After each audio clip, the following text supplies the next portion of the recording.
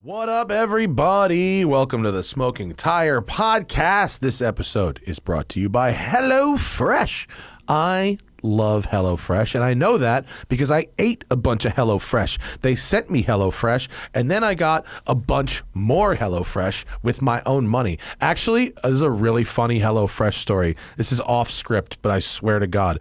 You know, my mother is a boomer. She's a little old school, and you know she's an old school because she sends email chains around that have actual videos in the email.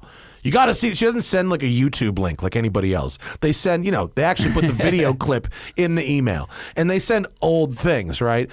And here's how I know my mom doesn't listen to our podcast. She sent me this link.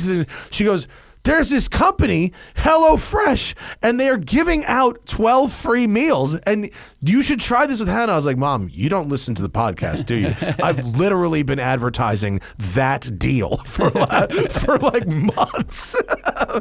The next day, she sent me the Red Bull Felix Baumgartner space jump video and went, "Have you seen this?" I went, "Mom, it's 480p. It's 2012. HelloFresh is awesome, though. There's a reason my mom thought it was going to be cool. She was right. I think it's cool. Here's why I think it's cool. These types of services, HelloFresh especially, they save you time because you can get home from work after a long day, and with fresh ingredients waiting there, you can make a meal in 30 minutes. That's like a good meal, and it tastes fresh, and it's delicious. And I know that because I timed myself cooking them, right? And they have so many different recipes to choose from every week, and they're always changing them, so you're always going to eat a variety of different things. It's not like health diet food. It's health. It's good. It's fresh ingredients, and it's nice produce and stuff like that, but it's not like dry, horrible, like diet food. You know what I mean? And then I, as someone who likes cooking, would really take pride in going to the grocery store and getting, and making things from scratch. The problem with that is if you're just cooking for yourself or with two people, it's actually hard to shop that small. You end up with a lot of waste. And if you're the kind of person who doesn't like to use leftovers, waste food stinks. It's frustrating. With HelloFresh, you know how much you're getting, and there's no wasted food. It's not just on a meal level, on an ingredient level. You get the exact number of ingredients that you need to make the dish. So there's no wasted food. I love that. The recipes were very easy to make, really easy to read, nice colorful PDF. You throw it on the iPad or the laptop as you're cooking, and it's really nice. And there was a huge variety of food. I was just a big, big fan of HelloFresh, so much so that I bought a bunch more once the plan ended. So what you could do is get about this right now. You go to HelloFresh.com/SmokingTire12. I'm sorry the code is a little confusing. Smoking Tire 12, because that gets you 12 free meals, including free shipping. HelloFresh.com/SmokingTire12. The number 12, not the letters written out. Smoking Tire 12. Okay? Use this. Try it. It is delightful. You might not ever go back. It is America's #1 meal kit for a reason. Oh, and it's time to talk about Womply. Listen, are you a gig worker or self-employed? Small businesses and self-employed people have had to be flexible, creative. They've taken lumps. We've had to hustle and find new ways to earn a dollar. The Smoking Tire Podcast itself has shifted drastically in the last year. We had never done a virtual guest before. Now we do lots of them. But now there is Womply. Womply's there to help you and over 100,000 other small businesses like you get a PPP stimulus loan. Up to 41.1 million self-employed workers may qualify for up to $41,666 in 100% forgivable PPP loans. Funds are limited, so apply for free today at womply.com/smokingtire and see if you qualify for a PPP loan. That's WOMPLY.com/smokingtire. Womply.com/smokingtire. We are also brought to you by Keeps. Keeps is for people that are bald or balding, and I speak from very personal experience. I lost my hair super, super early from the top outward, and I learned when I shaved a mohawk, in my head, and the center section was pretty sad compared to the front Oh my God. and the back. It's a bad way to learn about that you're going bald. You go, oh, Jesus, I am now too old to mohawk. Like, why'd you do a spike in the front and the back? Yep. I thought the middle's not there. Yep. It was party in the front and back and business cash in the middle. You don't have to be that guy. You can get keeps. 2 out of 3 men will experience some form of hair loss by the time they're 35, and more than 50 million men in the U.S. suffer from male pattern baldness. There's only 2 FDA-approved medications that can prevent hair loss, and Keeps offers both. Keeps offers a simple, stress-free way to keep your hair. There's convenient virtual doctor consultations, and the medication is delivered straight to your door every 3 months. You never leave the house. It's cheap. Treatments start at just $10 per month, and Keeps offers generic versions of those 2 medications. It comes in discreet packaging and has proven results. Keeps has more 5-star reviews than any of its competitors, and prevention is key. The treatments can see 4 to 6 months to see results, so act fast. So if you're ready to take action and prevent hair loss, go to keeps.com/tire. That's KEEPS.com/tire. And you'll receive your first month of treatment for free at KEEPS.com/tire. Get your first month free. Keeps.com/tire. And of course, if you want to keep your head on straight, Tradecraft Farms is where it's all going for you. My favorite THC and CBD products. Really more the THC than the CBD, but that's okay because Tradecraft Farms is the official cannabis of the Smoking Tire Podcast, and every time I say that, it makes me feel better about my life. If I'm feeling down, I just repeat to myself, Tradecraft Farms is the official cannabis, and then I have a little chuckle because there's an official cannabis of something.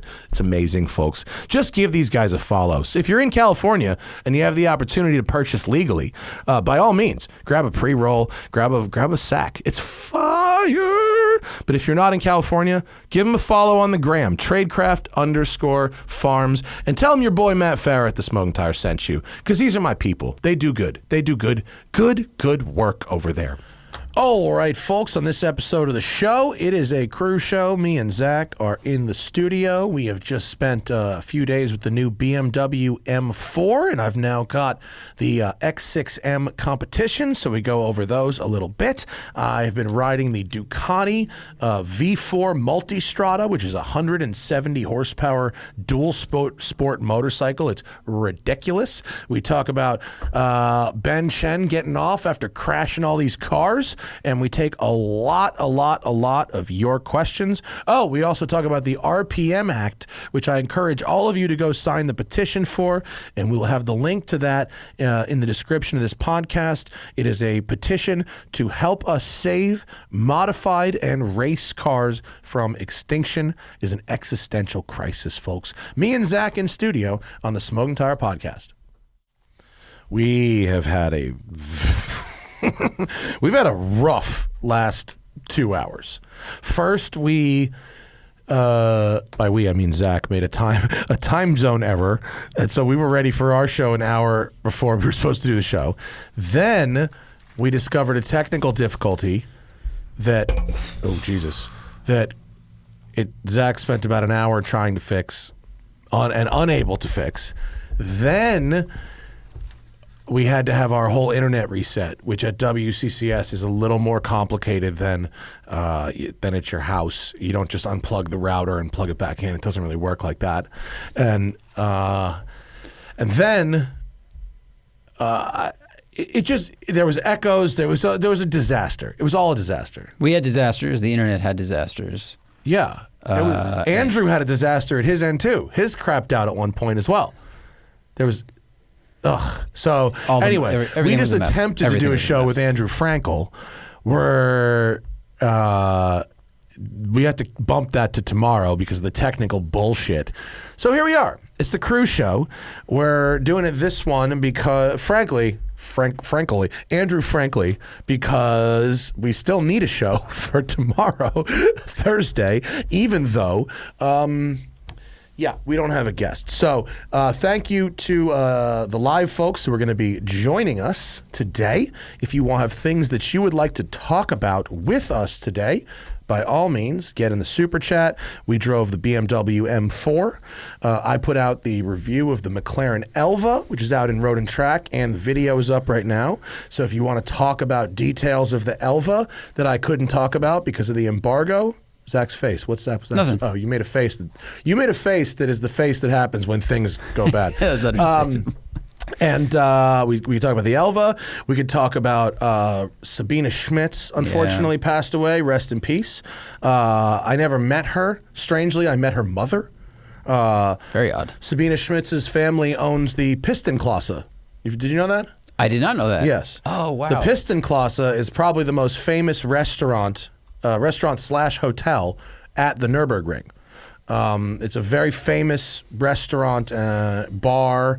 It's an institution. It's an institution where racers hang out and where racers stay. And I've stayed there, and I've eaten at the restaurant a whole bunch of times. And then I met Sabina's mother, and she was incredibly nice. And I told her what an amazing daughter she had. But Sabina was a G, extreme Absolutely. G. Broke into fame, beating Clarkson around the Nürburgring. She drove a van and he drove a Jaguar. Yeah, right? He said she's, that was the word. I do that time in a van. Yeah. And then all of a sudden, and then she did. Right. Or got very close to it. I forget if she actually did it. Was, but she got. If she didn't win, it was seconds. It was like seconds. I think it was under 10 minutes or something. Yeah, and she was a ring taxi driver there first, right? And then racing she driver, raced there as well. ring taxi driver. I think she was the only woman. Up until a certain point, but maybe even since, to win a 24-hour race there. 24 I think hours of still, Nürburgring. and she did it 2 years in a row. Yeah, I forget what years that was, but basically she grew up inside the Nürburgring, and became basically as legendary a Nürburgring driver as exists. Yeah. I mean, to know a course that is that difficult and has that many corners and so many weather changes and everything, and she was one of those rare people. Yeah. And also 1996 is the year that she won. It's literally on the screen. Sorry, we weren't looking at that. Yeah, and I guess she had cancer. Yeah, cancer horrible. Sucks. Yeah. Fuck cancer. Indeed. Fuck cancer indeed.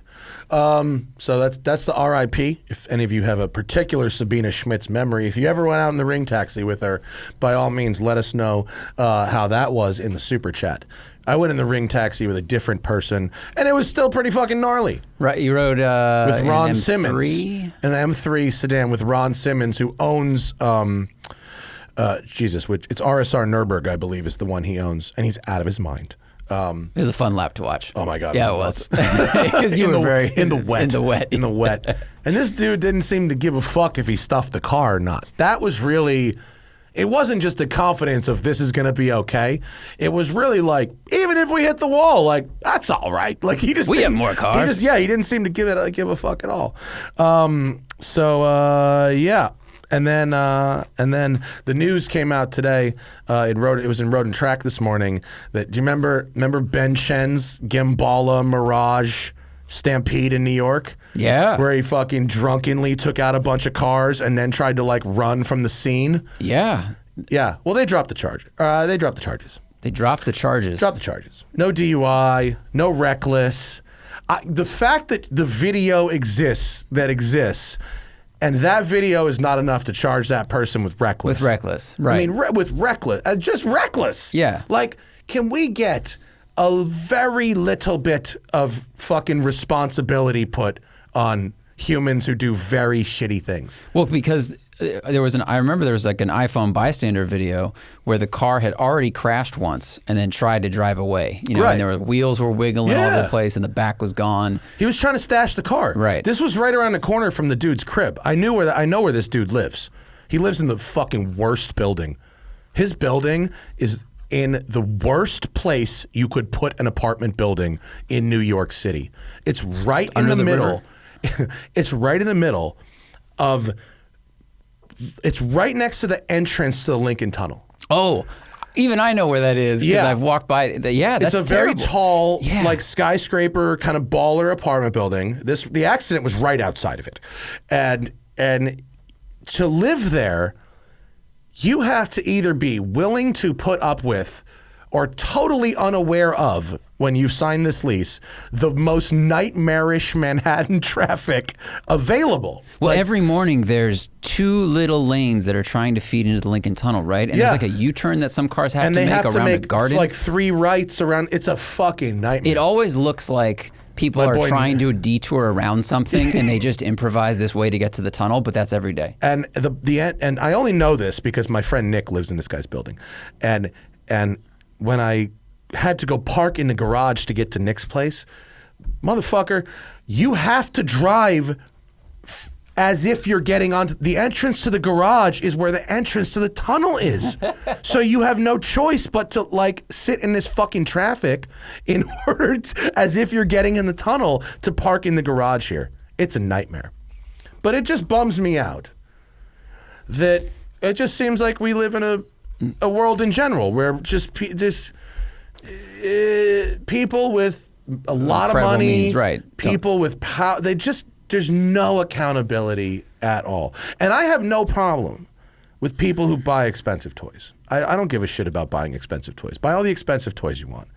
It's when it feels like, you know, you're getting away with shit, or when you're rich and douchey enough where you're using your wealth to bend policy so that you can get away with more things. You know what I mean? It's more than just being like rich. We'll see if the case is public domain, you know, because I'm sure Jalopnik or somebody will be watching for that. And well, then, if they and dismissed it, like maybe Right. there isn't anything. That's a good point. Yeah. But there might be a reason for dismissal. I don't know. Well, in the I'd be curious. article it said, I believe it said lack of evidence, which is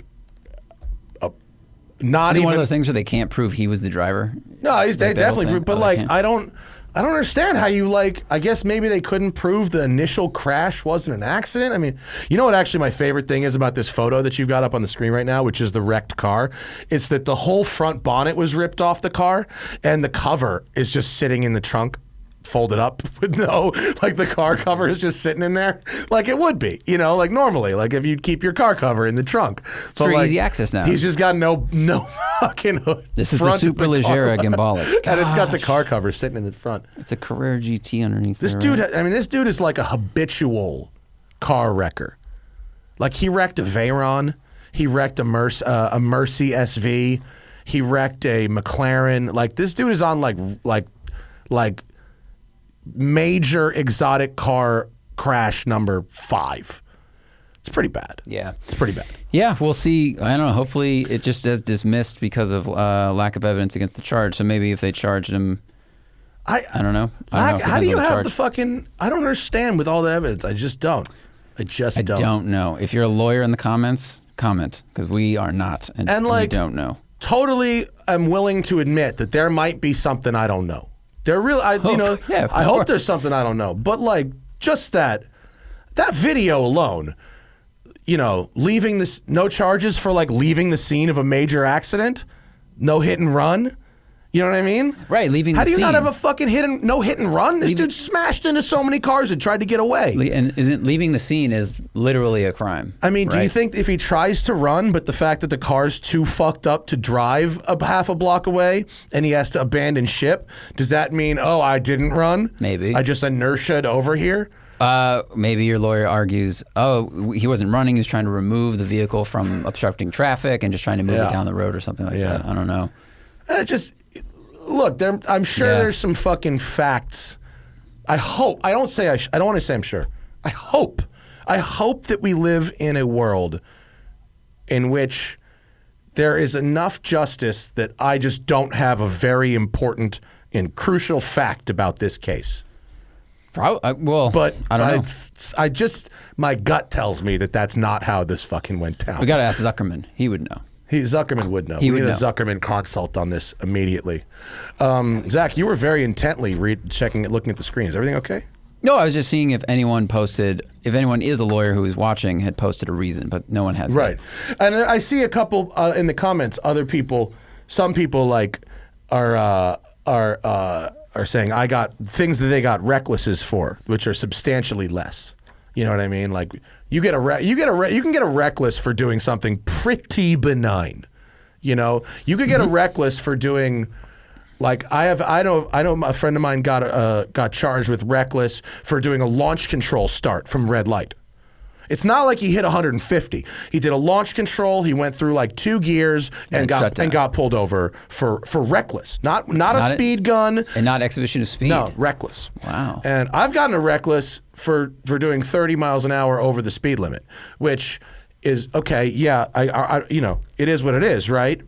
Where you want to draw the line, but is doing 87 in a 55 zone, that's reckless and not smashing up an entire block of parked cars. And then continuing down the road. Like, how is that not reckless? Because you didn't have 4 lawyers, probably. I guess. I don't know. That's speculation. Off the record. I know, but this was before off the record. Maybe Ben Chen got off the record. I mean, fucking plot twist. What if there's a plot twist? What if they're like, what if we're just shitting on this dude? And by the way, he happened to have off the record as his representation. I feel like that would put us in a very compromised situation. That would really backfire. We'd be like, wow, you guys are really good, but we don't know if we want to be like, Yeah. That'd be really weird. That would be weird, wouldn't it? I hope offtherecord.com/TST. If you know, if you go on a wrecking spree of cars, I think they would probably find you a lawyer. They would. I don't know. If they found Ben Chen a lawyer, that would be really. I think he had several. Ironic. I think he had several. That's when you have, you know, counsel is plural. You have a legal team. Yes, you do. Team. Right. Yeah. And there's like a house counsel, and then there's like other counsels that do other. You know what I mean? What's house counsel? That's like that's a counsel. That's like a lawyer that only works for your family. If you're like that baller, okay. There's some that you have to be pretty serious level baller to have a fucking and you have house corporate counsel. lawyer and other things. And you have a disposable car lawyer. Exactly. Should we talk about the BMW M4? Oh, people are saying that the Road and Track article had a lawyer analyze this. So maybe there's a follow-up article that we didn't read. I only saw the first. If there's a follow-up, we can check that out. But I looked at the first article, which was up like kind of early this morning. Is there a follow-up? I don't know. Okay. Well, go check out Road and Track. Check out if there's a follow-up on Road and Track. The BMW M4, right? Yes. Righto. It's fucking ugly. It's a really ugly car. And I will play this game that I played in the video. The new BMW M4 is 100 pounds lighter and 2.5 inches shorter. But it has 2.8 inches more wheelbase, is 1.4 inches wider, and has 8 more cubic feet of passenger volume than the 2006 BMW M6. So we are now at a point where the M4 is functionally the same size as the old M6. Right. It's a biggin. Right. It is a biggin. And in fact, right now, having given back the M4 the other day, I'm driving an X6M. I swear to God, the seats are closer together. The front passenger seats are closer together. In the interior of the X6M, at least from the driver's seat forward, is now identical to the interior of the M4. They're the same. But I swear the M4 is wider. Wow. It feels wider. We'd have to look at the shoulder room and all those things. And I also think there's a little bit of a gap in between the seat and the door in the X6 where that gap doesn't really exist in the M4. Okay. The doors are pushed a little further out. But, you know, the M4... It drives kind of like you'd expect it to drive. I hate to say that, but there weren't any surprises for me. Although I appreciated that our tester was a manual and that you could get it in. I hate to say it, but the manual pretty much defined the entire character of this car. And without the stick, it would have been very meh. Am I wrong? I mean, it's fast and nimble, and it has a lot of grip. So I think those are characteristics. You know what it did? It sounded much better outside. When you did drive-bys across the canyon, I was really, really genuinely surprised at how good it sounded. It sounded much more like, honestly, my car, the older inline sixes versus it didn't have aggressive burble tune. It wasn't muted. I was like, that actually sounds like a good NA inline six. Oh, I didn't hear it outside the car. You'll hear it in the drive-by shots. Well, that's okay. So that's a point for it. I think that the weird thing about it for me is, like you said, the M6 was like the executive coupe. They didn't make an 8 Series coupe anymore. So this was like you and you alone basically are driving to work very quickly. This is the car for you. The M4 has kind of taken that place because the M8 is so expensive and discontinued. So I feel like those executive coupes have always wanted to be a little characterless or to kind of mute you from the outside world. So there's this weird balance where they're trying to sell to that market, but also it's supposed to be the brother to the M3, which is supposed to be exciting and engaging. Yeah, I don't know if they're listening to customers. If you listen to a customer, if you send out a survey, it doesn't matter what car you're buying. The customer will always say they want more room. Of course. Always. Oh, right. That's why the new 3 Series is the size of the old 5 Series. That's how every car gets too fucking big. So, the 2 Series now, the M2, is basically the size of the E46 M3. Right. Right? And now this is basically the size of the 6 Series that they were producing at the same time as the E46 M3. So everything has now moved up. How many years did they make that M6? Let's see. I want to say it was like 04 to 8, maybe? 04 to... 05 to 10? 5 to 10, sure, okay. And that was for the E63 Gen? Yeah, that's it. 05 to 10, that's the V10 car. Gotcha. Yeah. So, now look, in fairness, BMW has made a car that is the same size as that, but is 100 pounds lighter, right? And is shorter in the exterior dimensions, but bigger in the wheelbase, which improves your stability. Right. Right. So you've got a more stable car that's lighter than it was 10 years ago, and it makes the same amount of power, but with 6 cylinders instead of 10. So it's not like progress hasn't been made. Progress has been made, but it basically, I don't really see a real reason to get an M4 because the M2 is just as fast functionally. Maybe on some giant racetrack at Daytona or something, the 4 might be a second faster or something. Maybe. And that's a big maybe. But like the M2 is really just as fast, is smaller and even more nimble. Right. It's more fun. And it still has a usable it's way, way, way better looking. Yeah. Has real gauges, not a fully digital dash. Yeah, the gauges in the M2 are great. The gauges in the M2 are great. The gauges in the M4 are now the same as the rest of the lineup, full digital. Right. Which isn't bad in and of itself, but it definitely takes away a little of the specialness, I think. Yeah. And it's really, the only reason to get an M4 would be to have the bigger back seat space. But then you get the M3. But then you'd get the M3. Right. So I don't, I don't really see where this car in 2-door form is really supposed to go. The M4 is the only one you can get with the manual, right? You can't get the M3. You can get a 3. You can get the 3 with the manual. Non-competition. Right, so if you get the competition in pack, you get 30 horsepower, but automatic only in either car. Also, when it comes out with the all-wheel drive version next year, because both 3 and 4 will have optional all-wheel drive.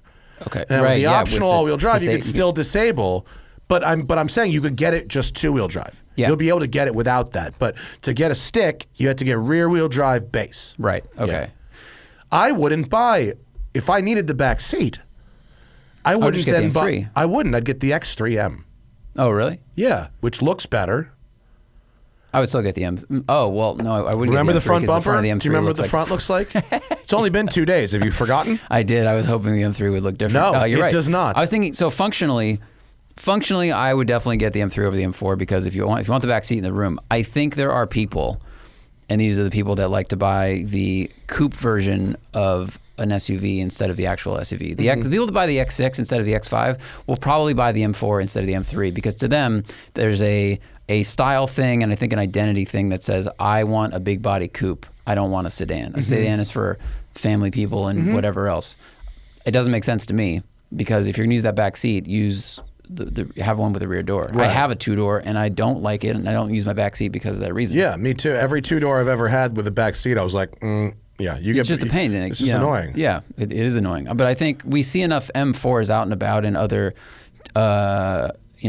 big body coupes here that people are going to buy it for that reason. I just don't agree with that reason.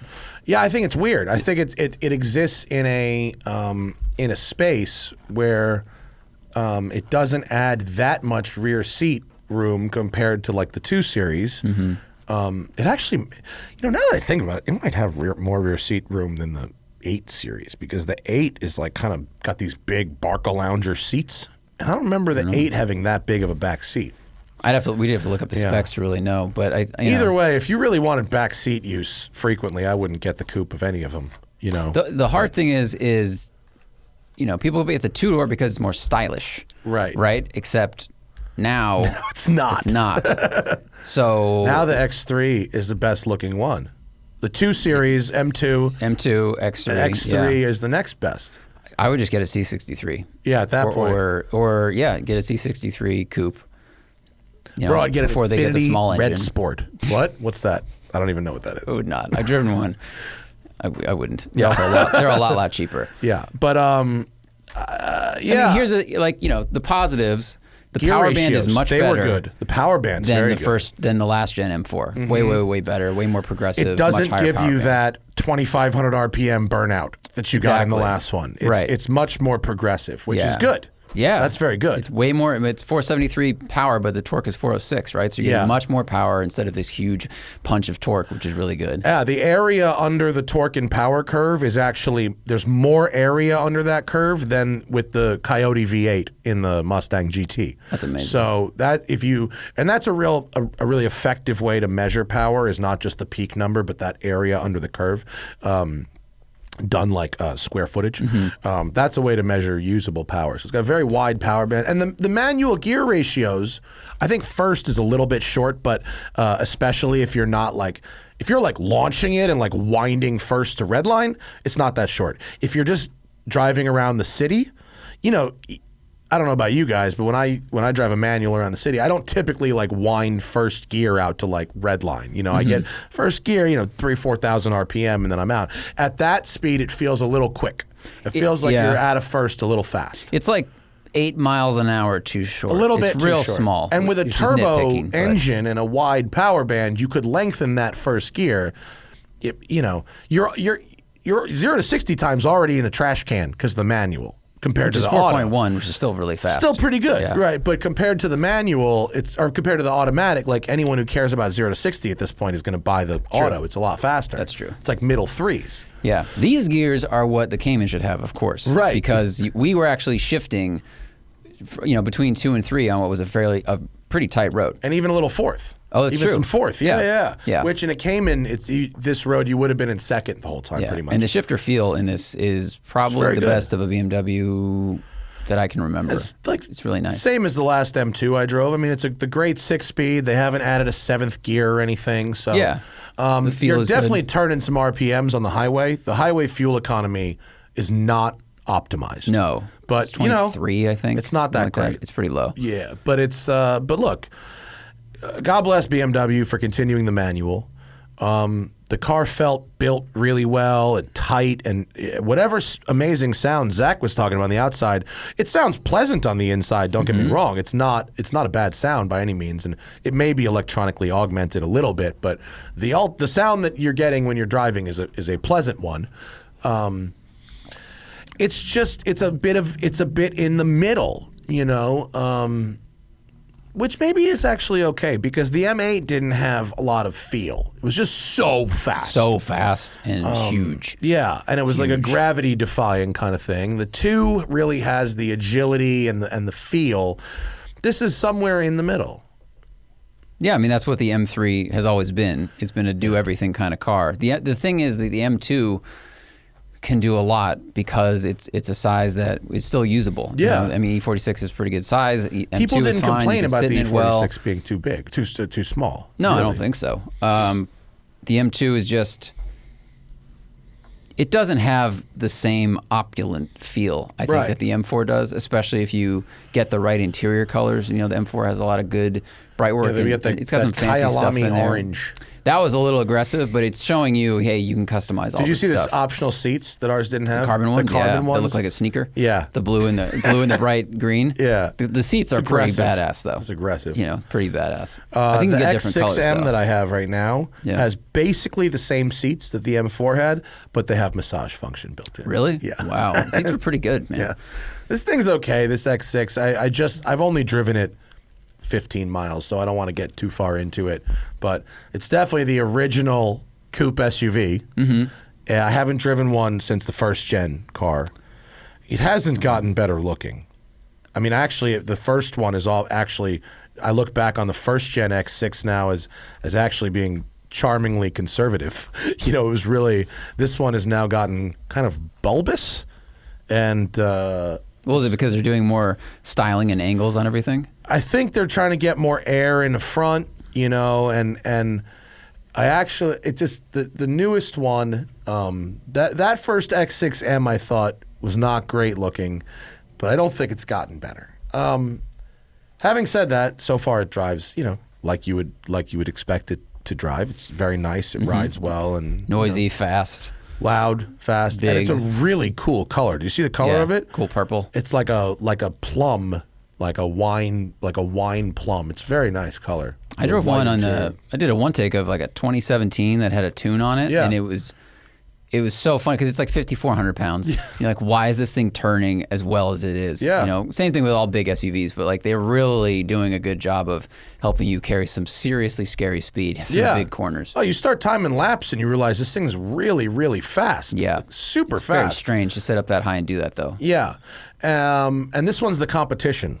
The X6M competition. For the spec series. Yeah, I think the word competition doesn't work very well for this one. Well, it doesn't work very well for any of them. Is that really. their, AMG has their S or their GTR? Yeah, it's their S. Exactly. They just went with competition. Yes, exactly. Yeah. I'm sure it meant something at some point. It doesn't anymore. You know, it's all marketing words, really. But we will have a video about that next week or so. Next week. Yeah. Yeah. And in fact, I think we have another car for like a couple days, and we might be shooting two at a time. Ducati. The Ducati, right? The Ducati, yeah. But I think I also have a McLaren coming. I think there's a 620R coming. I like this. This is a good surprise. This is okay. This is better than any pinata I experienced as a kid. Yeah, it's all right. But the M4, I mean, now that it's gone, I'm not like, ooh, I wish I had a few more days with that. It's just kind of like, all right, you know. Somebody put up a video, one of the British guys, Evo or one of them, drag race against a base 992 Carrera. I think we discussed in our review. Yeah, we did. The Carrera houses it. Really? Houses it. Wow. Yeah. Was it PDK versus the new 8-speed? I think it was the auto. Yeah, it was against the auto, yeah. Wow. Yeah, I think then the Carrera really did a number on it, yeah. I bet it hooked up better because the M4 and probably Porsche left some 11s. underrates. You know, I bet 4.1 is about what that car, or I bet BMW is a little more accurate, right? Whereas Porsche really, really sandbags. Wow. Yeah. They're different experiences, but it's impressive. Right. I think if you're getting, the M3 we were driving was $100,000. It was not even a competition. It did have frozen paint, which was $3,500, and it did have ceramic brakes, which were $8,100. But and then because of the brakes, you then had to get the 19 and 20 inch wheels and tires. But it wasn't. It didn't seem like it was ridiculously optioned. I mean, I guess actually it kind of was. No, aesthetically the M3 it had a lot of carbon. At $71,000, so you could realistically get one for the high 70s or low 80s that still had some good stuff. If you got a base one and added the M Performance driver pack, like if you're someone like us, like and that's what you want from it, and the steel brakes will do a really good job with pads and fluid. Mm-hmm. Keep the 18s and 19s so that you don't smash wheels up and they ride better, and put good tires on it. I mean, it's a pretty potent automobile. It's just I couldn't look at it every day. It's really ugly. It's really and as I was driving it around, the ugliest part is the nose, and so. When you're driving it, especially like in Venice, the streets are where I live. The streets are kind of narrow, and there's a lot of single vehicles passing each other oncoming, at low speeds, and I could see people, especially people in other enthusiast cars. They'd kind of point or they'd look up and go, "That's the new one," and I could literally see the disgust come over their face. They were visibly, from another car, visibly repulsed by the styling of the car. They gave it a what? They gave it a ew. Yeah, like what? Oh ew. Like that's the That's God. the new. Is it? That's the new. Oh Jesus, they've ruined that. Yeah, it's. I haven't seen a color where. Look, black. Well, black hides it. Black does help. Black hides it a lot. Black combined with actually putting a number plate, a European number plate on the front is about the best you could do. It is. Rory Reed reviewed a black M3, and from the front, it does look a lot better, and you can kind of appreciate the wide fenders on it, and I think the lights look pretty cool. But other colors, the best. I don't know. Frank Stephenson, the guy he designed the first X5, like he worked for BMW, and he has a channel all about car design, and he analyzes this thing and does a really good job of it. And he's just like, I don't understand how it got this way. People keep saying to me, China, that it's designed for China. I have then parroted that to a couple of people, but I've done no research about whether or not the Chinese want beaver teeth on their BMWs. I haven't either. I have no idea. I know the Chinese like Buick inexplicably, probably because of what it stood for in the fucking 50s or 60s. I don't know. But this, I just don't get. Yeah, I don't know. He did a real good job of trying to be supportive, but just wondering why a couple of big decisions were made. So, and he's qualified to do so, which was good. Yeah. I mean, it needs a lot of air. Like a lot of these vents are cooling. There's so many radiators in this car. There's like 4. Yeah, but but other cars also have lots and lots of radiators and lots of cooling needs. So it was definitely how good a style choice car's got to for them. drive to get over looking like that. How good would it have to drive to you to not see that front anymore? I don't think it could be that good. It's just good. But I put a lot of weight into how a car looks over how it performs and other things. That's why. Well, you don't get to how it performs if you don't like how it looks. You know what I mean? And I walk out and look at it. I know what I'm driving when I'm looking when I am. I mean, it's important to me. So this couldn't. There's nothing it could do. You know where I've gotten over it? Civic Type R. The Civic Type R really drives well enough that I am pretty much over how it looks. Like it's not my preferred styling, certainly, but it drives well enough that I would be like, you know what? I'll deal with it. Here, I'll concede that my reaction to the Civic Type R before driving it was why, and now I look at it, and my first association is with what good a car it is. I'm like, that's a really, really good car at doing everything.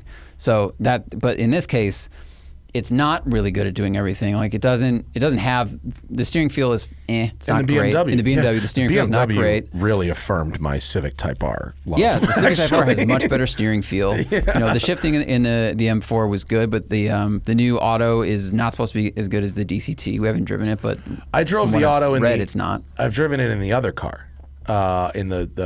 I mean, it's not exactly the same, but I drove it in the M5, and I drove it I'm driving it right now we drove it in the X3. It's the same auto. No, and as an auto box, it's a really good auto box, but it's not exciting enough to overcome what I see when I go out to the car park. That's why. Right. Yeah.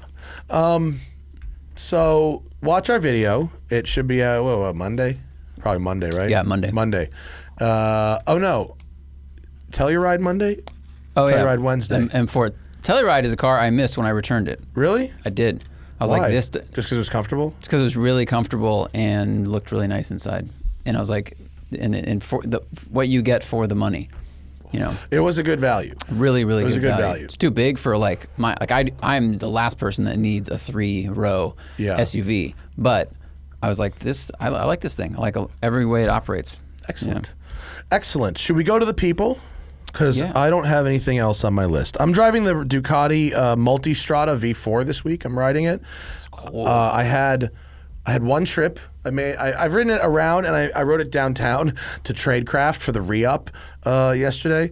By the way, I tried their new aerosolized THC. They have created Ganja Banaka.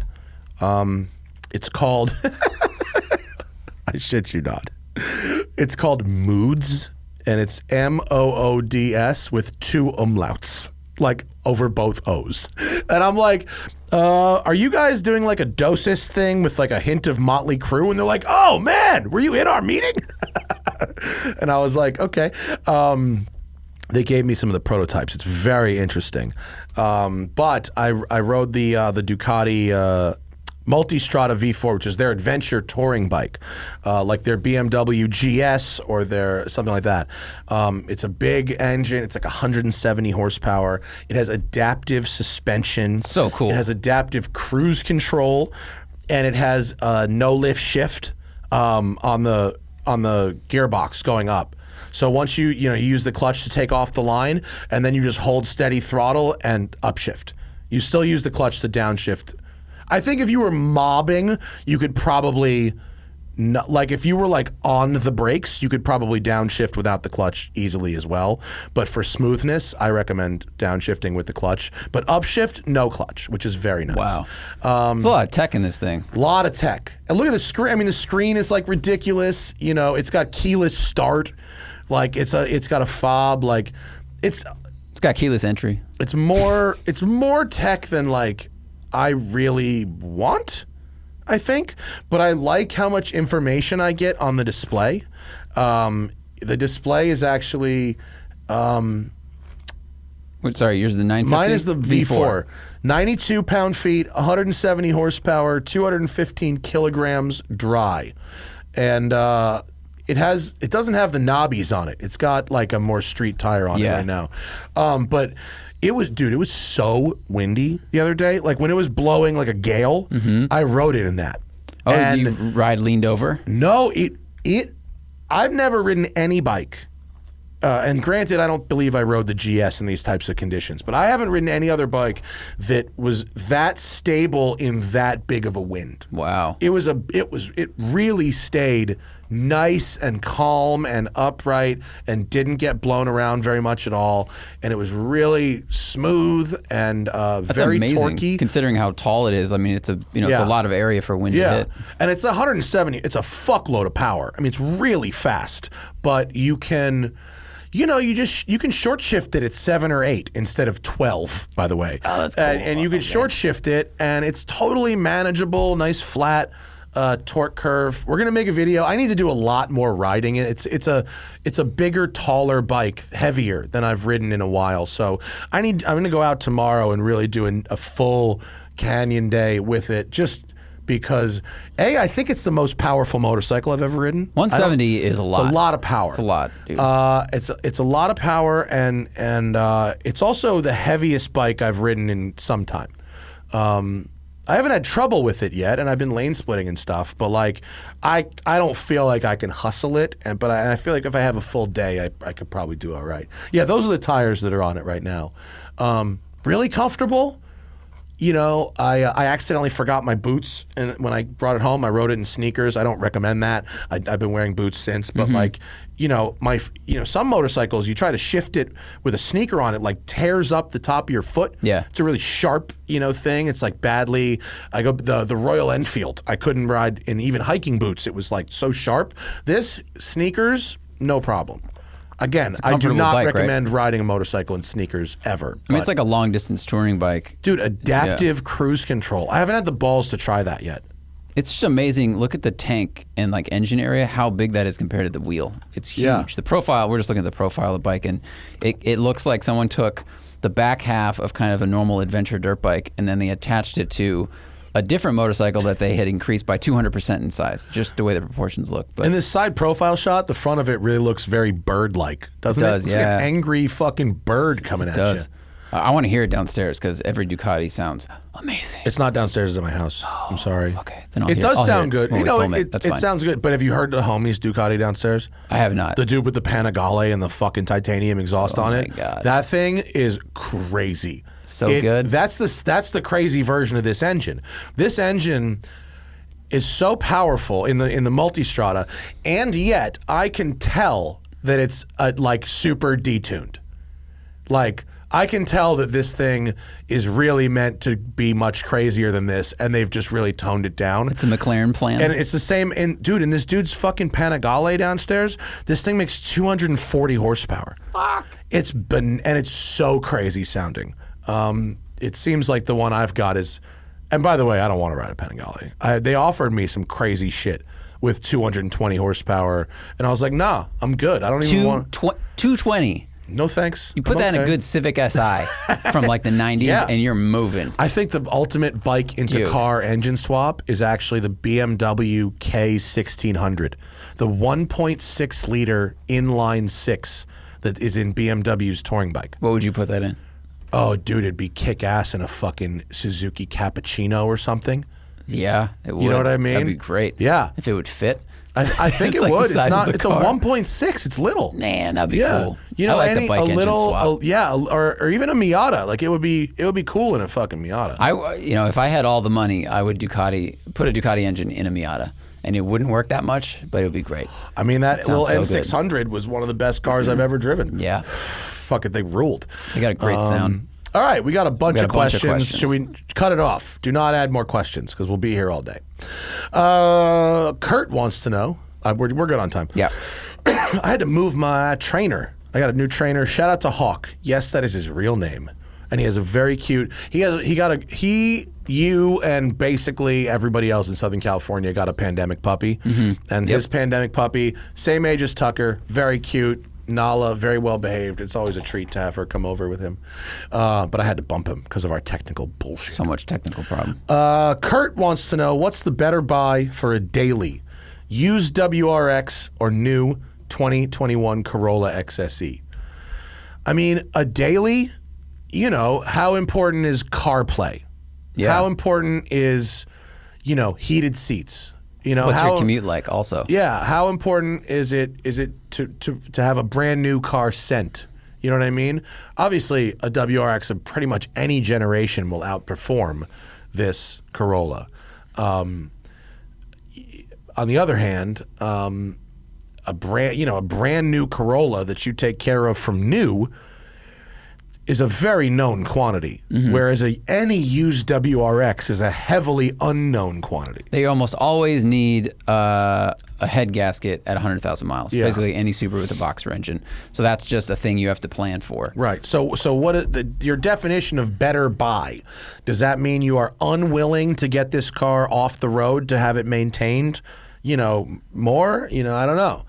I don't really know. I mean, and what's your life like? Do you live in a snowy place? Do you commute on a really twisty road all the time? And if I was just sitting in traffic and just having a normal life, I'd rather have the Corolla because it's super comfortable. It rides really well and has all the tech. Yeah, but I wouldn't want to stick. You get the auto if you're doing a commute. Yeah, but then would you get the XSE with the auto? Do you care? I'd buy the Mazda 3 Touring. Well, it's $10,000 price difference. It is. Yeah, it's true. It is more. I think the question is, would you get the hatch of the Corolla or would you get the sedan? The sedan has more trunk room. Oh, trunk it does? Space. Yeah, a little bit. Oh, interesting. Oh, because it's longer, right? Yeah, I don't know. I mean, in general, it's a known quantity. We know what a WRX offers that a Corolla XSE does not offer. The Corolla's not that fun. It's a stick, which is nice. It has nice features. It's a pretty good value, but it's not like it's a super fun car. It's kind of a whatever car. Yeah. So take of that what you will. MB is French. He wants the update on Cricket, my new kitten. We adopted from the Peter Zippy Fund. And by the way, for any of you who are listening, the episode we did when Conrad, my old man, passed away, and we raised some money for the Peter Zippy Fund. A lot of folks have gone back and heard that episode later, continued to donate, and I really appreciate anyone who donated to them because they're really good people. That's awesome. It's really hard for them because they can't have people come in right now because of COVID. So it's like a lot of at-home fostering and logistics, and it's a pain in the ass. So we found this cat, Cricket, because someone adopted her two brothers, and left her behind. And it's really hard for black cats to get adopted. People don't like adopting black cats. And so because they're always kind of left at the end. Either they're superstitious. So black cats are also hard to photograph. They're not very good for Instagram. It's hard. It's really tough to photograph a black cat. But we saw this little girl with her little milk mustache. Cricket's got a little milk mustache, and she's got unevenly white toes. That's cool. Like some of her toes are white and some of her toes are black. It's really weird. Technically, she's a tuxedo, domestic short-haired tuxedo cat. She's 3 months old. It took me and Hannah a week. You know, we did the full traditional integration process. You start them in separate rooms, then you do the site swapping with articles of clothing and blankets, so you get all their scent. So you get a blanket with Cricket scent, and then you bring it into their space. You get shit with their scent, you bring it into her space. You do that back and forth, and then you do treats on either side of the door, food on either side of the door, and then you site swap with the cats, and that's where you would block the cats off and allow her to explore their space and allow them to explore her space, and then you have them playing together like in other sections of a room, you know, and then you get them moving closer together. And so on the 7th day, we removed all barriers and everything, and the cats are fully integrated. And and they all, like Finn and Nikki actually play with her. Like they're like they're teaching her like how to be a cat. Wow. It's great. It's fucking awesome. It's a long week, but only a week. That's not bad. The first 4 days, we were like, God, I hope this works out. We don't know, because there was a lot of hissing. In hindsight, I think the hissing was because of the closed doors. There would be some hissing anyway with a new cat, but hissing's not as bad as it sounds. Hissing is good, actually, because it's just assertion of dominance and stuff like that, or also like get away from me. If they're not hissing, but their like ears are like this, and you know, then there might be like a fight. We had 0 fights. That's good. No fights. Yeah. Cat fight. Yeah. A real cat fight is terrifying. Pico, they're just made of knives. If Cricket still hasn't figured out that you can't really play with Pico. Pico's our 16-year-old girl, our 4th cat, and she's this very sweet cat, but she's not taking no shit, and she doesn't want to play with Cricket. So if Cricket comes up to Pico, she'll fucking bop her on the face and hiss at her, and then get out of here. Cricket will run. Cricket will run get away. Off my lawn. Yeah, they're learning. She's learning how to be a cat. Luis Correa says, have I ever considered getting a watch case laser welded for really deep dings? So what he's talking about is if you really take a gouge out of a watch, they can laser weld it, where they will literally put metal back. Cool. And then they polish it down, and it repairs the watch case. I have seen watches where this has been done. And if you get a reputable shop to do it, it's fine. And it really does make the watch look pretty much like new. It's also, they use laser welding to fake stuff sometimes to improve the condition of, because if a watch has been polished a bunch of times, they're literally taking off material. Right. And so they'll add, so you're basically 3D printing. Almost, yeah, right? Almost, wow. Yeah, basically. In my opinion, just my personal watches, I like a patina. I have no problem with a watch getting scratched, and I even have no problem with a watch getting a decent size nick on it, on the case. And I've never damaged a case badly enough to say, oh, I need to get this fixed. I buy my watches new or new-ish. I don't buy vintage watches. I buy modern watches, and they're pretty tough. I don't really treat them very well. I smack them into stuff all the time. I don't really protect them when they're on my wrist, and I like a patina, so that doesn't bother me. Mm-hmm. But I've heard of the process. It's very cool. Yeah. I'd recommend, if it seems interesting, look up some videos of it. It's pretty wild. That's pretty nuts. It's another way that they fake. They don't entirely fake, but they fake originality by restore. It's so good that you could. A really trained person would be able to tell, but you could pass it off on your average collector, and they might not know. I guess here's the question is, if someone has a deep ding and they repair it to the point where no one can really tell that it was repaired, then it's almost like, okay, it doesn't have the original metal, but if you can't see a difference, then here's where it makes a difference. If you did that and then kept the watch, kept wearing it, mm-hmm. and then sold it down the road eventually, it would just be part of the story of the watch.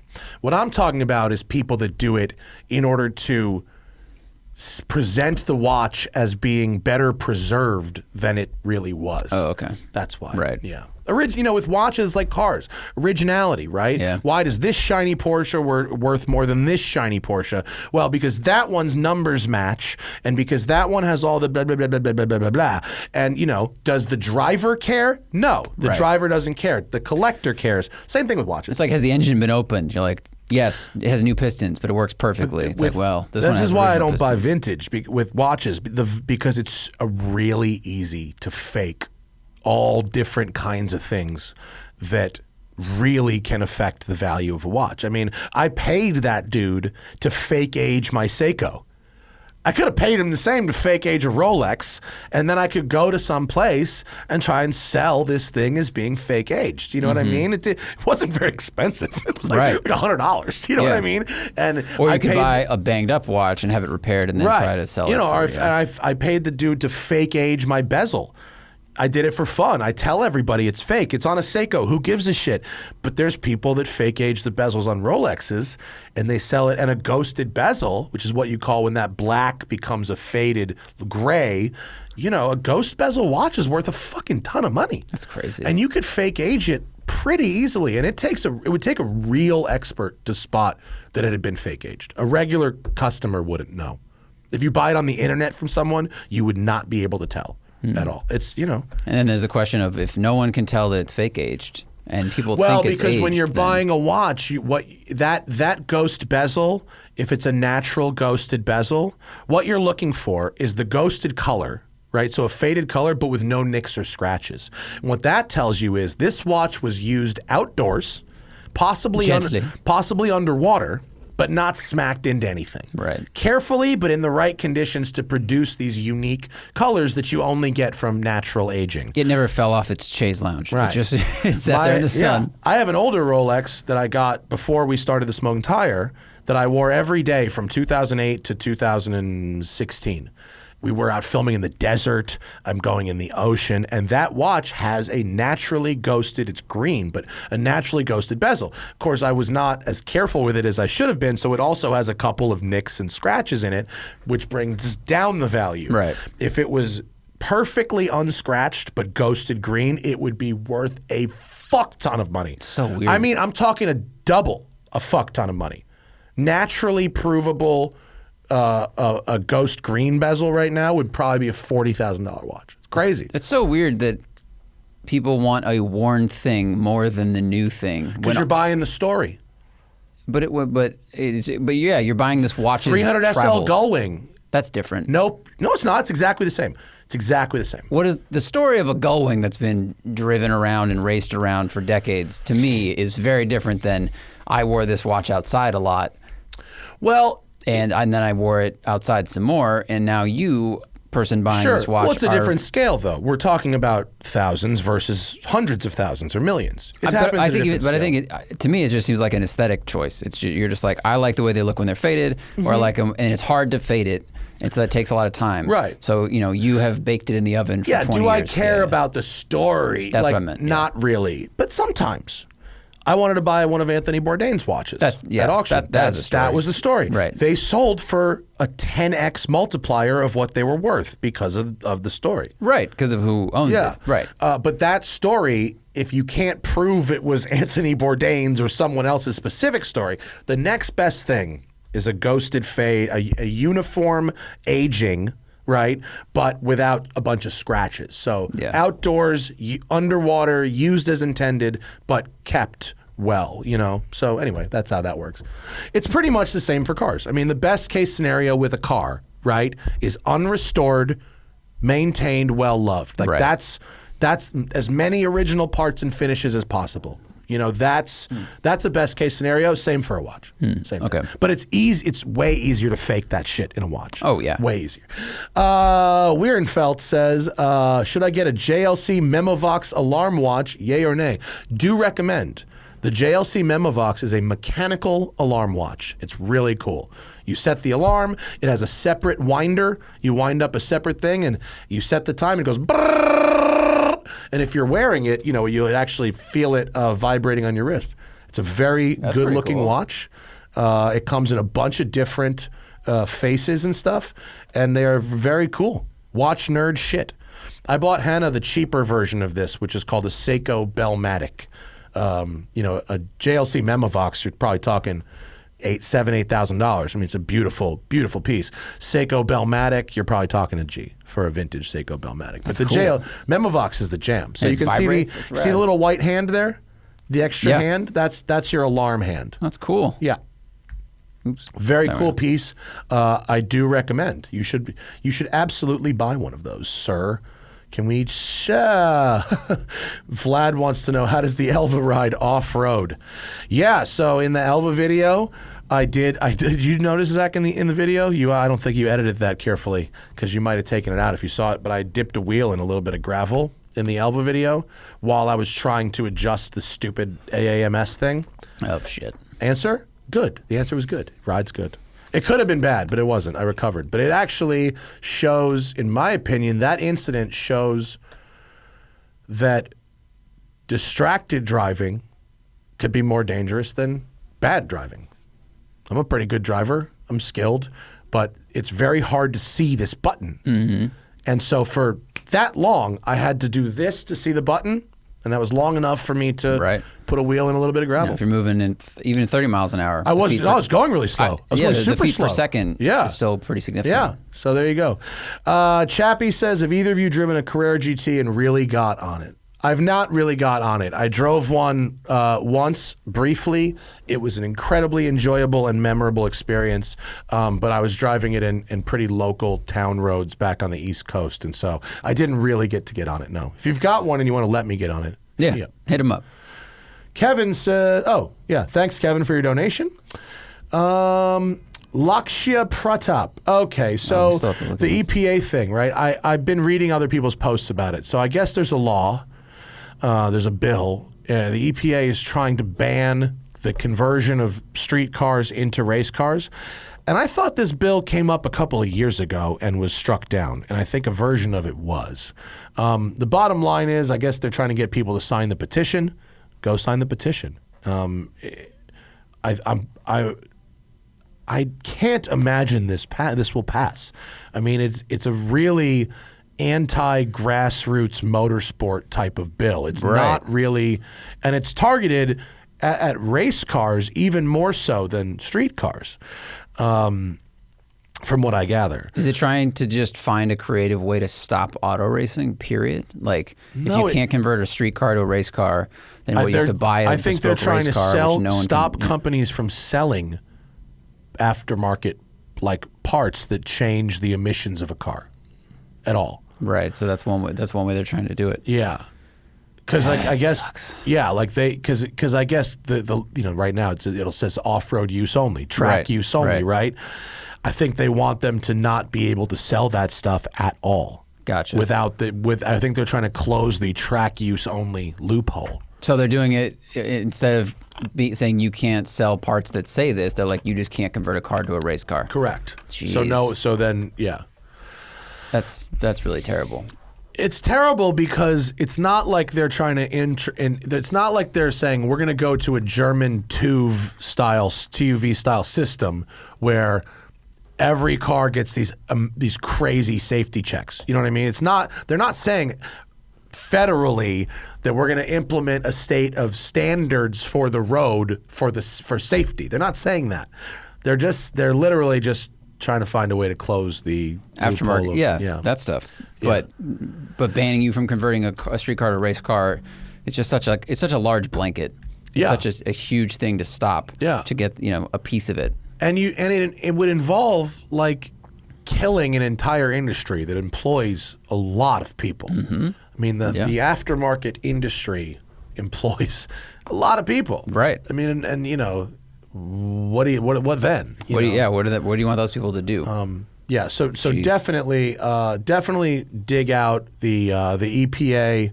So they're called the RPM bill? I think it's the RPM Act, I believe it is. Zach will find it. And if I got any detail of it wrong, I'm sorry. I can't always get all of this right. I'm trying to get the spirit of it right. And you should definitely SEMA.org is a great place to start. Okay, recognizing the Protection of Motorsports Act. Scroll down on this just a little bit, Zach. Let's see. Let's just read. Here's the top header from the SEMA website. Protect your right to race. The EPA is banning race cars. Tell Congress to pass the RPM Act now and stop the EPA from destroying motorsports. Your member of Congress needs to hear from you now. This is saying that street vehicles, cars, trucks, and motorcycles cannot be converted into race cars according to the EPA. if you have signed a petition for this in the past, you need to sign the new petition again.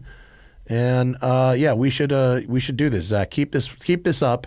As soon as we finish this show, we are going to sign this, and everyone should go do it as well. We'll put the link to this in the video and the podcast description. So it should be real easy. We'll remember Zach is going to make a note right now so that when we put this show up later, we can have a link right there. Yeah, that's fucking bullshit. Luis says, who treats new customers worse, Ferrari dealers or Rolex ADs? Definitely Rolex ADs. It doesn't help that Rolex doesn't have any fucking product to sell right now. Rolex's production last year, 2020, was like, I think 20% of its normal thing. But they have a survey came out. Rolex has 25% of the Swiss watch industry. One brand. Unbelievable. What is up next? Oh, Meister says there's been a lack of smoking fryer lately. Is this because of my move to a new house, or is it permanent? No, it's because I can go outside. I don't have to stay at home and not work. I did a lot of recipes, the smoking fryer. I was doing recipes on Instagram. I haven't come up with a whole bunch of new recipes to share on the smoking fryer. I have to make Chef Carl's matzo ball soup. It's Passover coming up, and so I'm going to make Chef Carl's matzo ball soup, and I will do a smoking fryer on Chef Carl's matzo ball soup, which is the best matzo ball soup ever, and it's really hard to make. It's for a dish that ends up being a bowl of soup with a couple things in it. It's a fucking serious dish. In turn, it takes hours and hours, and it uses every single dish in your kitchen. Brandon wants to know how much I crapped my pants when I saw the cop in the Chiron. I knew that I had white privilege. and that would get me out. And off the record. Yeah. No, actually I did. First thought I might have to do an off the record spot here if that was actually happening. But yeah, I think what's important takeaway from the cop in the Chiron video is that I choose when and where I film videos 99% of the time. And if you see where I am, and if you see the pace that I'm able to calmly maintain, that typically means that I've chosen very wisely, a good place. You don't see a lot of cars. I don't have to pull off and wait for people all the time. I don't have to do anything stupid on the road. Bugatti, and again, bless their hearts, and thank you for letting me have a go in the Chiron, and I wasn't going to make beggars be choosers there. They made me drive it in the middle of the day as opposed to first light when I like to drive. And they also gave me 3 hours round trip from Beverly Hills. So that's not long enough to go to the place I like to go, distance-wise or time-wise, and it's not the right time of day to film. So the fact that you saw a police officer in that video is only because I was not allowed to make that video at the time and place of my choosing. And I had to do it at the time and place of their choosing. Nevertheless, it was still a fun video, and I still have off the record, and I still have white privilege. Yeah. Will K says, considering a Cayman S for a weekend car, can I reasonably drive one for 2 years with 5 to 10K in depreciation and maintenance? Are there better cars for 30K? I would say if the IMS is already done in the car, that's a confident thing, and you've got a good car with good service history, yeah, 5 to 10K in 2 years is a great cushion. It's a good Cayman cushion, right? Wow. It's a lot. That's a healthy amount of money. No, you can have a pretty big mechanical fuck up for 10K. Yeah, I'm just realizing how much car you can get for that money. That's for 30K. Yeah. That's great. That's a first gen. The second gen Cayman is a lot more car than the first gen. But still, it's a very good car. And 30K is not that much money to be in a great handling Porsche. Right. That'll still nice. Yeah. I think that's awesome. Are there better cars for 30? I mean, 30, you're deep into Corvette territory. Yeah, you can get C6 or Z5 or a C5 Z06, like a pretty good one for that money. Yeah, you can get a nice C6 Possibly even a C6 Grand Sport in the 30s. You're in a weird place for BMWs because you're either getting a very nice E46, but I think the Cayman, if you're going to track a lot, is a better car. Yeah. Or you're getting a really cheap E92, which is never a good idea. You need the same. You might even need more than the 10K. Right. The Cayman S, that's a lot of good car for. I agree. Man, that's cool. I mean, look at 996s also. I mean, that's true. A 996 one for of those 30K. Just went for 32. Parker Kligerman has one, and he was like, "What is happening? Why are these now 30?" I think it was on Bring It To That. It was like a blue tan interior manual for like $33,000. Yeah, and they used to be way cheaper than that. But I think as the market for brand new, affordable, fun coupes dries up. Mm-hmm.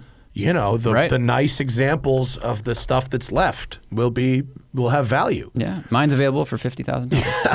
Dingbat 221 says, I just had a baby. Congratulations. I'm getting rid of my 2016 Mustang GT. Is a used Giulia 2.0 T as unreliable as Reddit says? The used prices look really enticing. I don't know, man.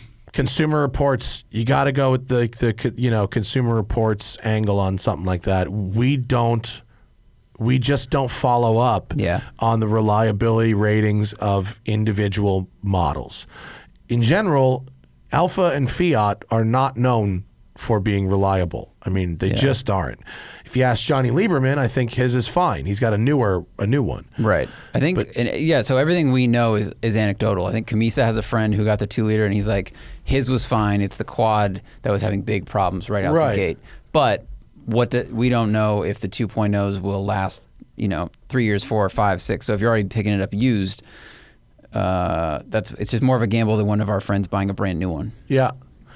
I just don't know. I'm sorry, but congratulations on the baby. I do recommend Consumer Reports. Like they do pretty good surveys about reliability and stuff like that. You get a 1-month subscription or whatever. Yeah, fine, dude. Your mom probably has a subscription. someone that's a generation older than you in your family probably has a subscription. Because Julia's so gorgeous, but man, this is an interesting one. Parker Schulmerich.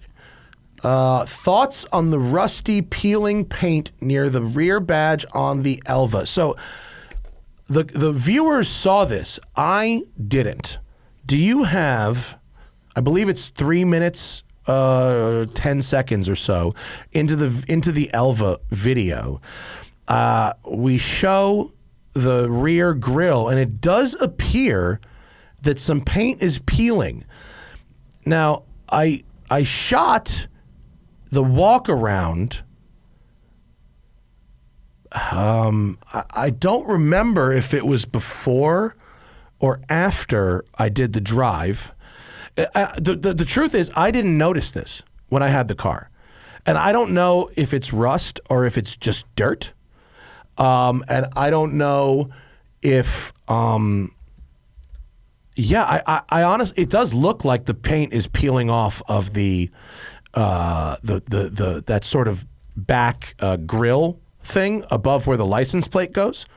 And Zach is just pulling up the video right now. It's like go to like 3 minutes, 10 seconds or something like that, and we could take a look. But I don't know. What I need to do is call Alex, who is a still photographer for the shoot, and see if he's got photos, because he shot a bunch of that grill after I finished. I shot my whole video before he showed up. Yeah, so play that right there in as high a quality as it will give us, 1080-60. And can you send it over to the show? It looks like, now if you look at it from here, from this far, I can't see it, but go frame by frame. Oh. So right there, yeah, once you zoom in, it definitely looks peeling. Like paint is chipped off. Now, this is a section that is right in between two titanium exhaust pipes. So that's that's gotta be the hottest place in the whole car. That's dealing with a lot of heat. But I gotta shout out to the viewers though, because I did not notice this when I shot it. And I'll have to ask Alex if he's got any photos from afterwards. and I didn't notice it. I didn't notice it when I picked the car up from McLaren. Didn't notice when I shot it. When I brought the car back, it was dark. No, I don't know. This car was the very first one. Okay, so it wasn't like rough, but every single thing on it outside of the powertrain is handmade. You know what I mean? So if the paint on this thing peeled, I would not see that as an indicator. Now look, McLaren's not perfect, right? McLaren's got quality issues documented with their customer cars, okay? And they are what they are. Their glass like fucking shatters, like weird stuff happens when you push the limits of engineering in cars. You know what I mean? And build in small volumes and make all your own parts and blah, blah, blah, blah, blah, blah, blah, blah, blah. This happening in this car, I would not see as indicative. Like, they're going to be like, oh shit, our paint is peeling. Right. We're going to have to make this thing out of something else. Right. Or we're going to have to paint it on something else. Like, they're not just going to like let customer cars go like that if this is what they learn in the testing. Like, they're not idiots. Yeah. You know? Yeah, for sure. But it's a great spot by the viewers, and I did not see it at the time. So I don't know. I don't know. It's it looks like it's just been there for a bit. So it peeled a long time ago, and you can see other sections where the paint's cracking. And it cracks less and less, actually, as you get closer to the exhaust pipes. So it could be vibration meets heat, whatever. But I'm sure they're going to see this and go, well, we're not going to let the other $2 million cars go out the door and have owners deal with that. So yeah, this is definitely a pre-production prototype. It was chassis number zero. Hey, you know what, guys? Just make it out of bare titanium. Be really cheap. Right. That'd be sweet. Anyway, if you haven't seen the video yet, go check it out. The car is bananas. It's so nuts. Ray Lee says, speaking of GT4 gear ratios, how much can I talk about the Demand Motorsport modified GT4, or do we have to wait until the Haggerty video comes out? I'm going to have to go with part B. My Haggerty show premieres April. First week in April. JF said the edits are coming along great, but I don't want to scoop myself on the podcast. Nope. I will, as these episodes come out on Haggerty's channel, I'm happy to comment on them here. But I can't scoop myself. No. That's the thing. Yeah. You don't want to do that. Brendan Fitness and Money says, why don't more people drive Ariel Adams, Caterhams, and other extremely open and lightweight cars if they are so engaging to drive? The answer, Brendan, is because at what cost does come that engagement? I drove an Ariel Atom when they first came out. It rained, and I determined that this was the wrong car. I then drove a Caterham in the UK, and having to get in and out of it 3 or 4 times to do shots, I determined that was the wrong car as well. A Caterham is a fucking terrible vehicle. I mean, it's terrible. It's exciting, but for the wrong reasons. Yeah. It's exciting because you're going to die. Oh, I think they're exciting to drive, but it doesn't mean that you want to have one all the time or even frequently. I prefer the Morgan Plus 4 to any Caterham I've ever driven. No.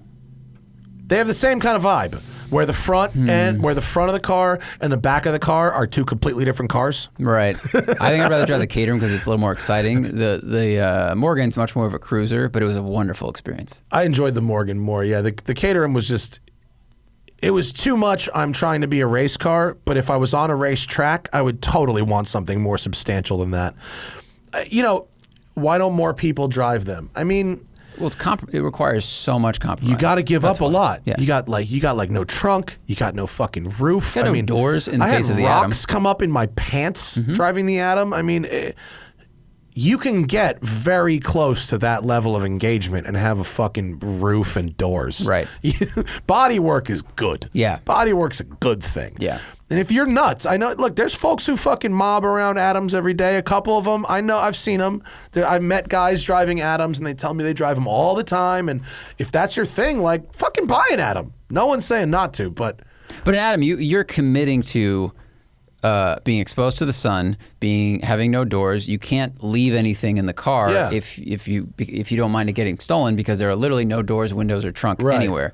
So you have to deal with all of that stuff. The seats that I had in mine were like plastic with a little bit of rubber on them. They're not super comfortable. I mean, they're exciting, but they're not inexpensive. No, either. they're fucking they're like really expensive. $70,000 to $100,000. You're in Lotus territory. And Lotus gives you that kind of a fizz. It gives you enough but of the with fizz. like a car around you. Right, exactly. Yeah. And these things are very cool. They're unique experiences. But I've never walked away from a test drive of a car like that being like, yeah, I'm the guy for this, you know. Eli Fitch says, wait. Okay. Wow, Jesus, I think he's saying what's the best value in versatility in sports cars. The example is that a Z06 gives you muscle car, sports car, and GT car. I mean, you hit the nail on the head, Eli. The best value in sports car motoring is a Corvette. Yeah. Because a Corvette can be used every day. A Corvette can be used at the racetrack. A Corvette can be taken on a road trip. A Corvette is a regular car when you want it to be, or it could be a supercar if you want it to be that. And there are so many of them that they're cheap, and they're the kings of bang for your buck if you are not concerned with quality not quality in terms of durability of powertrain, quality in terms of fit and finish and materials. You know, young me was all about the performance. I used to fucking brag to my friends when I had my Corvette that I could put 4 golf bags in the trunk and that it was faster than their M3 or faster than their 911. It did 0 to 60 in 4.5 and blah, blah, blah. And all this. I used to quote all the stats. And then I started driving a lot of Porsches and other European cars, and I determined that beyond a certain level of performance, what I actually care about is that the car doesn't rattle every time I hit a pothole, you know, and that things aren't made of like cheap plastic, and that's just my priority list. But as far as objectively flexible sports cars that are good value, nothing beats a Corvette. Nothing. What else we got? A lot? All right. Holy fuck. Oh boy, we have too many. We have too many than time. Let's go to the most interesting ones. Is that a good idea? I think we do speed round. Speed round? Okay. 10-second answer per question. Speed round, 10 seconds. Calvin says, I haul bikes, kayaks, and people. I'm too short for SUV roof racks and don't like CVTs. I'm looking at used Volvo V60s at $30K. All right, $30,000 wagons. Used A6 wagons, A7. Can you get an A7 wagon? I like the V60 a lot. If it's CPO, I don't know. My family has not had problems with them. Hannah had a V60, and it was a fine car. Right. It didn't drive as good as the rear-wheel drive based stuff, but it was a nice, comfortable, easy car to put lots of miles on with great seats. Alternatives. You can get a 3 Series wagon, 3 Series diesel. Vinny had that one. It was sweet. What does an Outback have a CVT? Is that the problem? I don't know. I haven't looked at any regular ass cars in fucking years. I have no idea what. The last Outback I drove had 500 horsepower. You can get like a used 5 Series Golf touring with a sport cross. What was it called? Sorry. Oh, the lifted golf Sport thing? wagon. Sport wagon. That's one. I would still rather have the Volvo though. I think it drives better. Way longer than 10 seconds. Moving on. Shannon says, $80,000 budget. Do you buy one car like a 911 that does everything, or 2 cars, one for fun like an Elise and one practical for everyday use? I am more of the 2-car mantra because I like to cover all my use cases where possible. I also like to have different experiences where possible. But your space, your insurance costs, you got room in your life for 2 cars, 2 maintenance budgets, things like that. What are the roads like? Yeah. But I'm in California. In New York, I could probably have fewer cars because where I was living in the suburbs, a sporty car for driving everyday errands on windy roads was lovely. Now here in the grid, we live in the grid. So I want one numb egg. Uh-oh. The monitor just went down. Oh. It's weird. Did the show just go down? The monitor. Just monitor. Monitor. Oh. I want one, you're broadcasting the questions. One egg and then one very engaging sports car. Ryan says, I'm trying to find manual E46 330s, and it's been a nightmare. I want to for $4,000 to $8,000, but at that point, I'm close to M3 prices. You are definitely not. An $8,000 E46 M3 or even a $10,000 or $12,000 E46 M3 needs $15,000 of things minimum. Yeah, don't do that. Do not buy. You have no idea how expensive a cheap E46 M3 is. $4,000 to $8,000. Well, I was looking for E46 330. 330. Get a sedan. Yeah, get a 330 sedan or a 328. Yeah, 330s are great. I mean, or get a 328. There's in spec E46, you can run a 28 or a 30. It's not like an enormous difference at this point. Yeah, it's a lovely engine. Keep looking. I would just definitely keep looking. Yeah, go further away. But I mean, for that cheap, you're not. Yeah. I mean, you shouldn't be near M3 prices. No, the M3s you're going to find are terrible. Yeah, I think you're going to be finding. Look for sedans. I mean, look, they're nice cars, but I mean, $4,000 to $8,000. It's really cheap. That's not a lot of money. If you buy a sedan, you'll find something much better, I think. I mean, you could probably find something more interesting. You know, you're probably like you could get like a $4,000 to $8,000. I don't even F-body Camaro. I don't really know what's in that budget. It's not a lot of money, man. No, it's not. It's really not a lot of money, especially for an E46 with the bigger motor. It's not like he's talking about a 23 or a 25 or an 18. You know, I would look for a 25 and then start there and modify it. Yeah. Chris says, I just bought an E36 M3. It's my first, quote, fast car. Oh, there you go. Oh, also, Italian bike engines are poor quality assurance. Oh, okay. Thank you, Chris. Gravity Drift, what's going on in the LA car scene this weekend? I have absolutely no idea. Usual cars and coffee stuff? I think, Malibu's shut down. I don't know. I have absolutely no idea. I went to that Gunther thing last weekend, and look at this. This was cool. They gave me this carbon form. It's like a Gunther Works, but made of actual carbon, and it's tinted blue. It's very light. Cool. It's cool. I got to put some little feet on it so it sits on the table nice. The weaves line up, man. This is awesome. It's dope. It's a good Gunther's a cool little place, and they had dank waffles. Fucking dank. But god damn it, Huntington, wear a fucking mask. That was shameful, the low amount of mask wearing, even in the indoors. It was like 25-30% compared to like 90% in Malibu. Fucking shameful. Where are we at? That's. Oh, there you go. Andy wants to know, did your experience with the new M4 mean the E9X platform is the best value if you want an M experience? That's an interesting question. I'll tell you what, my experience with the new M4 made me think that enthusiasts should buy and hold V8 powered cars. And really nice E46s as well, because,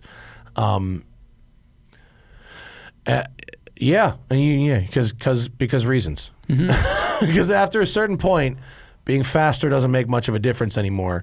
Looking good and sounding good make more of a difference. Yeah, and I think Although Zach says the M4 sounds better, so we'll have to wait and listen to the video because I wasn't there. I was inside the car. Eric wants to know, when I take a trip to California next year, is WCCS open just to look around? Please email us either through our Contact Us form on the website or info@wccs.com. We give private tours by appointment. We're not just open to walk in. We keep the doors locked and things like that. But if you'd like to make an appointment to come for a tour when you're in town, even if you are not planning to be a customer, we can arrange that. So just email info@wccs.com or fill out the Contact Us thing on the website, wccs.com. Penultimate P wants to know thoughts on the Seiko 6139, specifically the Sévère. You know Sévère? No. Francois Sévère, Formula One driver, passed away, Watkins Glen, in 1973. Maybe? Francois Sévère had a Seiko that he was famously photographed wearing, and it's the one with the blue dial. It's go up to click the link on top with the correct spelling. You put the S at the end of his name. The Sever. That's the one with the blue dial. That's that guy right there. Yeah. So Francois Sever was well known for wearing a Seiko. There's a picture of him. There's some photos of him wearing it. Some period photos there. I love the Seiko 6139. It is an immensely collectible watch. Probably the most collectible of vintage Seikos. This was the first automatic chronograph ever. And the gold dial one is called the Pogue. There you go, up there, the Colonel Pogue. So how much is that fucking thing on eBay? 4 G's. Wow. So these things have shot up. About 3 years ago, these watches were $500. Whoa. About 2 years ago, it would cost you about, oh, Jesus, I don't know, maybe $1,500. So the problem with these is there are so many fakes. Shouldn't this have glass on the back covering the movement? Yeah, it might need replacing. Just don't buy this eBay one. It might. Oh no, I'm sorry. The case back has been removed from that watch. It doesn't have glass. That it has a solid case back, but it's been removed to show that it's an authentic movement. Because fraud is incredibly rampant in the vintage Seiko industry. I love the Sever and I love the Pogue. I prefer that Pogue, the yellow dial. That shit is fire.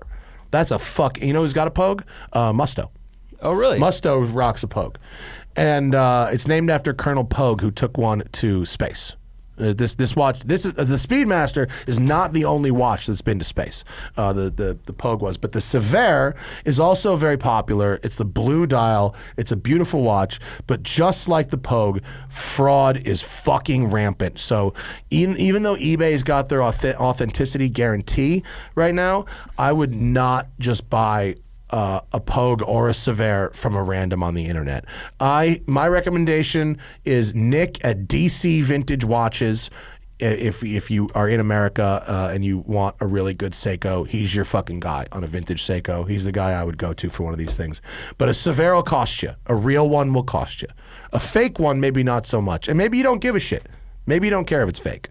But, we had this discussion earlier. It's like if you want the style, but it's like, how do you feel when the guy who knows the difference is going to see it? You know what I mean? That's all the questions we got. Man, I got a lot of. I'm going to do a show with Ariel from A Blog to Watch. Ariel Adams. I just did his podcast. The number of questions we're getting about watches, I think, deserves a single watch exclusive episode. Yeah, do a watch episode and answer all. Where we'll go deep into the watches. If you got a question in at the very end and we didn't get to it, Zach is right now as we speak copying and pasting them for our next Q&A show. Thank you all for your good questions. For the live people, Andrew Frankel. The shit show that was this morning. He'll be back tomorrow. Hopefully we will have technical issues sorted out by then. And I don't know what time it is. What time will he be back? Do we know? 11 a.m. Pacific. Okay, 11 Pacific. And that episode will be up later as well. And then we may, I don't want to say it, I don't want to jinx it, but we may have a very special podcast guest coming in on Friday. I'm not really sure yet, but because it's been very tough to schedule. It's been a serious game of fucking ping pong with the scheduling. But thank you to everybody for listening. We appreciate all of you. Share the Smoking Tire podcast. It's fucking free. See y'all later.